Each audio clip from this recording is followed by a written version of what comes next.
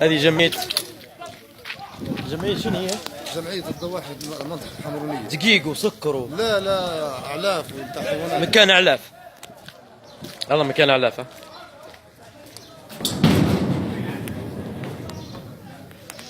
لا جيش ولا شيء كيف ما يقولوا هم.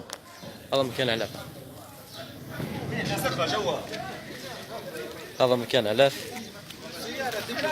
والله السوداني اللي كان غفير. ما تخلوش حد يخش الله يبارك فيك يا جوا. السيارة حتطلعها. خليش حد يخش جوا. ما حدش يخش علي جوا.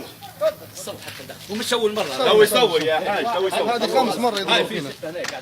الله شنو هذا؟ الله طريق بس ما حدش يخش علي. اعطينا الطريق يا اخوي.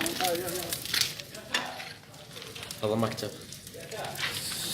هذه راه تنوض اخرى. شنو تنوض؟ لا مش حتنوض. وين اللي قال عليه في المجموعة خرج؟ في حد اخرى.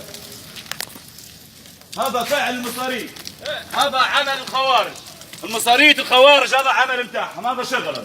هذا مكتب لاجئة سودانية.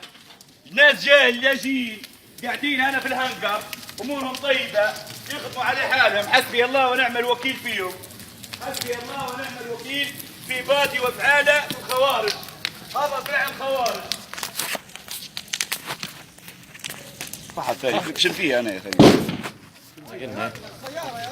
يا حاج الله يهديك.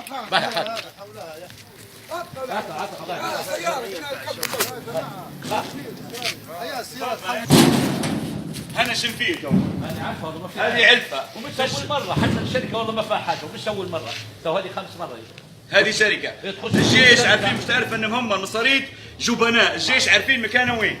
الجيش عارفين مكاناته وين، ما يقدروش يضربوا الجيش لانهم جبناء، لان عمل بتاعهم عمل خوارج، حسبي الله ونعم الوكيل فيهم. حسبي الله ونعم الوكيل في المصاريد.